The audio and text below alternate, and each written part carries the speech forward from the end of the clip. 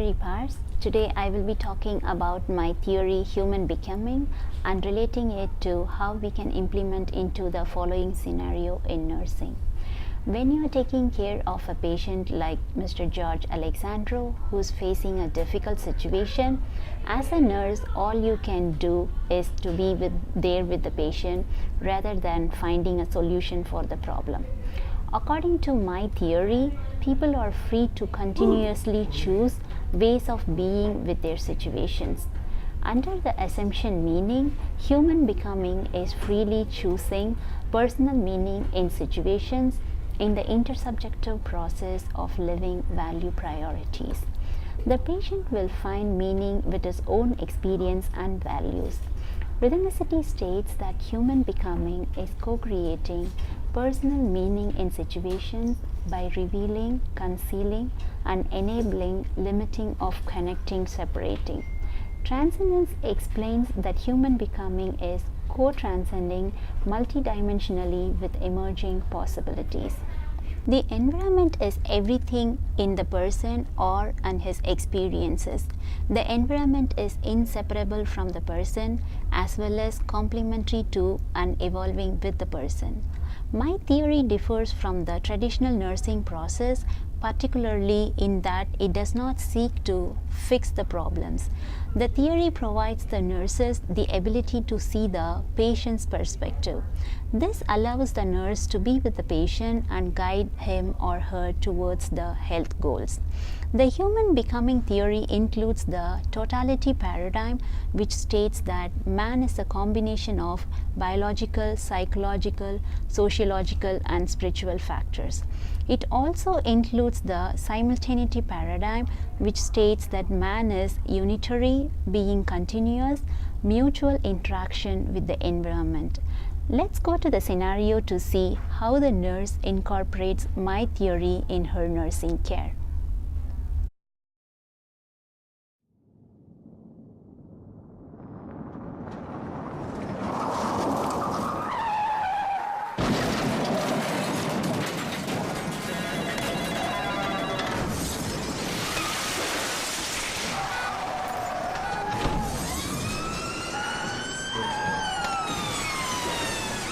Case scenario. Mr. George Alexandro is a 29-year-old triathlon athlete at York University.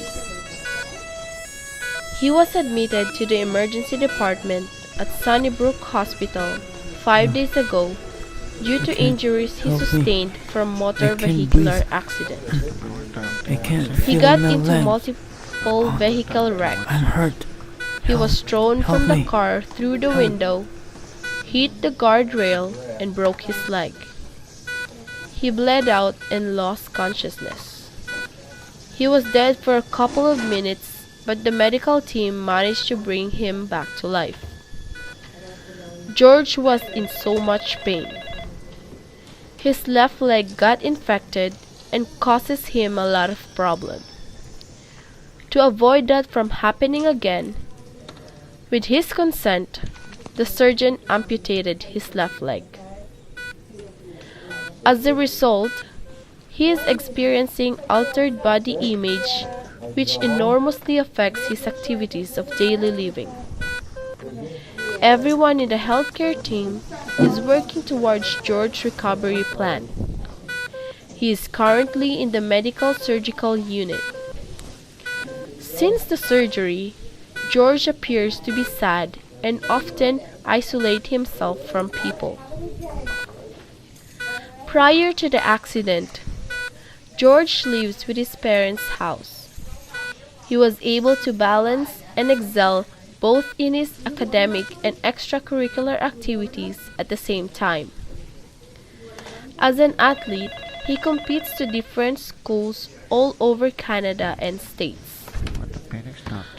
Our focus today is to discuss and incorporate Rosemary Parsi's human becoming theory in the patient's care and highlight the three principles of her theory, which is meaning, rhythmicity, and transcendence. Hello, George. My name is Rachel. I'm your nurse for today. Please have a seat. Thank you. How are you doing? I'm in a lot of pain. Aside from that, I feel miserable and devastated. After the surgery, I had a dream where I have two legs. But then when I woke up, I realized I only have one now. That crushed me, seeing myself without my left leg. I do not want it to be true. I can only imagine what you are going through in this difficult time in your life, George. We are here to help you. I would not be able to do what I love doing now. How can I compete in running? I cannot understand why all of the people this happened to me. It must be very frustrating not to be able to do what you spontaneously can do before. It would help to discuss what are you feeling. It bothers me to think it's going to be like this for the rest of my life. Without my left leg. It is surreal. Son, my heart is broken seeing you in this situation, son. We will do everything to support you to get better and recover fast, so don't worry. What are the things at this time in your life that are most important to you? My career, but most especially my family. I used to be the one looking after my parents, but now I myself became a burden to them. Don't worry, George. We will never think of you as a burden. We are always here for you as a parent. Can you please tell me your main concerns? I feel ashamed and different now that I don't have my left leg. I receive a lot of attentions, and people feel sorry for me. More than anything else, I just want to be normal again. I do not know what is going to happen to me after this. I think I just need some space and time for now. Okay, George, I respect that. I will come back once you are ready to talk again. If you have any questions, please do not hesitate to let me know. Scene 2. George and Lightning. After realizing the full impact of his leg left amputation, George has been discouraged and depressed for quite some time. He was questioning a lot of things like, what if I did not go to the meeting that day, and so on. He easily gets angry sometimes and was withdrawn. George's confidence and self-esteem was down. This comes and goes through the early rehabilitation process. As his wound began to heal, he starts to be more open in conversation. Why do I easily get angry and hated being special or different? Is it normal to push people away from me? Being angry seems down with fear. Fear in the sense that you are afraid and may think people are being nice to you because of your current condition. What are you feeling is normal part of grieving process. According to studies, losing a limb is comparable to losing a loved one. That is exactly what I felt when I lost my leg. Knowing the stages of grief, the better you understand your feelings, cope with the loss, and face the new challenges in your life. I want to know more about the process of grief. Can you help me find some reading materials for it? Motivational prayers will help as well. Sure, I can do that for you. We actually have the Serenity Prayer we will give away for those who are interested. Okay, let's see. Thank you very much. Let me read it. Okay. God grant me the serenity to accept the things that cannot change, the courage to change the things that can, and the wisdom to know the difference. Wow, this is really enlightening. Thank you again. I believe you will find a way to face your situation because you are open and willingness to learn. You will find it faster for you to acknowledge the grief process, the faster it moves you forward to recovery. Scene 3. Acceptance. After numerous interactions of the nurse with George, exploring the possible options of his care plan, George realized that he will not move forward if he does not stop overthinking on things he does not have control over. Instead, he started thinking on the things he has control. In addition, the guidance he receives from his family became the source of his strength. He came to understand and accept that his limb is gone and not coming back. He plans to get prostheses for his left leg and attend rehab so that he can go back to his active lifestyle. He learned that it is time to live with a disability and was able to see his pathway clearly now. Yes, son, what? I realized that I still have the chance to get better and to be as close to my normal state as before. There is prosthesis that looks like and functions like a real leg. Oh, that's great, son. I'm so excited to give it a try. Yes, that's good. So, you know what, son? I'm so happy to hear it from you. I am thankful that everyone is helping me out to get through this process of recovery. I realize there are lots of options that can help me get back to my active lifestyle. Hello, George. Have you thought about all the options that we have explained to you? Yes, through my family's guidance, the resources you gave me, and with your explanation, I realized to get the prosthesis that will help me get around and do the things I used to before. I am glad that you have made your decision, George. I will inform the healthcare team about your decision. We will also arrange a prosthetics technician to come and assess you, where you have the opportunity to choose the design of prosthetics you want. Thank you very much for your help. You're welcome, George. Scene 4. Experience of having prosthesis. 9 months after the surgery, George is getting used to the prosthetic leg. His wound was completely healed. He was able to walk again without any other aid aside from the left leg prosthesis. Hey, George, I noticed you look brighter today. Thank you. I have been able to conquer the battle of shame now. At some point, shame was really hard to carry. I feel that I was not good enough. It was not an easy road. But I completely accept what I look now. My leg prosthesis boosted my confidence. Plus, I am managing the pain much better now. I am more motivated after all those ups and downs. Now I know the reason why it's good to hear that. It was challenging in the beginning. I find that I cannot do things as fast as I used to. I am relearning things I already know. It was tiring and frustrating, but I have overcome it. That's how in the beginning it is normal. Take it one step at a time. Patience will help you eventually master all the things again. You are right. Actually, I am starting to be active again. I did a drive test few weeks ago and passed the test. I am able to drive now, and just a couple of days ago, I was able to ride a bicycle again. Can you believe that? Wow, you keep surprising us with your good news. Scene 5. Full recovery.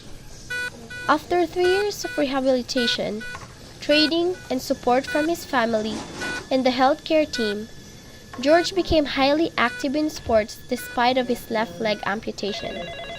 He joined Paralympic competitions and received numerous awards and recognitions. He was able to run again, ride bicycles, do wall climbing, swimming, driving, and even skiing. He was able to do all kinds of activities of what a normal human being can do. Hello, George. I heard you're doing very well. Words cannot describe how happy we are for you. Thank you. The fact that I am pain-free now and living normal today in the closest possible form of myself before the accident is a testament that there is nothing impossible in life. I am a living proof of how far a patient recovery can achieve with the unwavering support and encouragement of nurses like you and the healthcare team in my journey. I commend all your hard work. As a nurse, there is nothing more rewarding and fulfilling than to become part of transformation in achieving the optimum quality of life of our clients. I must say, the quality of life I have now does not only match what I had before the accident, but exceeded my expectation beyond imagination. There are so much opportunities and doors that open to me. I could not ask for anything more. Thank you very much. George became an indomitable force of inspiration, not only to those who have disabilities and feeling hopeless, but also to those who are currently going through hardships in life. He became a motivational speaker, getting invitations and going to different places here in Canada and other countries around the world to share his experience and how he overcome the struggles and succeed in life. Conclusion. Human becoming theory is so complex and abstract in its concept. In order for nurses to implement its tenets into practice, they must focus on interpersonal relationship between themselves, patient, and patient families. This theory does not address more concrete aspects of practice such as treatments or routines. Rather, the nurse should give their patient greater respect, autonomy, and empowerment. And nurses must understand that each patient will interpret words and non-verbal cues differently than the nurse or other patient would. Because of these, a nurse must not assume that they can predict how a patient will interpret their situation. Instead, they should ask the patient directly how they feel about their situation and what their values and beliefs are, and how they would feel these values influence their situation. At the same time, a nurse recognizes these differences in perception. The nurse must also respect whatever meaning the patient expresses, and not try to change or correct that person's feelings. Being said that, in our scenarios, we incorporated the three concepts of human becoming theory. The concept of meaning is that the nurse must understand that George will interpret words and nonverbal cues differently than the nurse or other patient would. And explicating the meaning takes time, and people know when it is right to illuminate the meaning and significance of an event or happening. As shown when the nurse asks George, "What are the things at this time in your life that are most important to you?"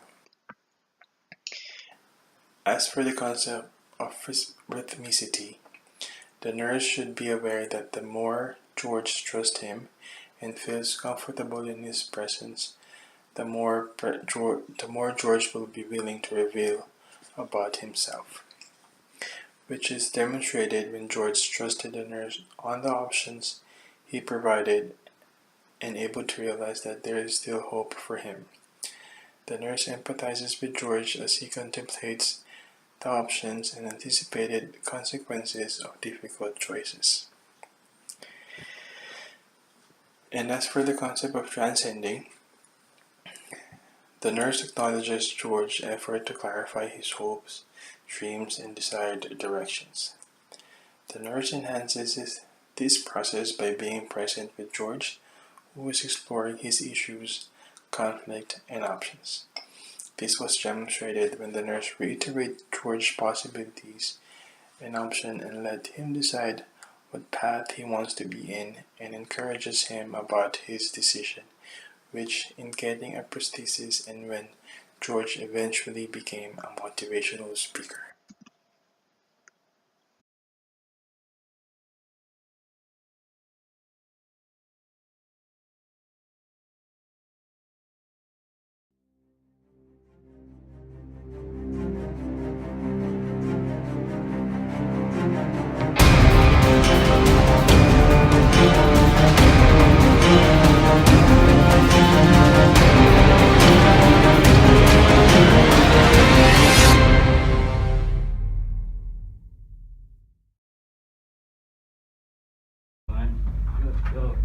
Hope you like it. Thanks for watching.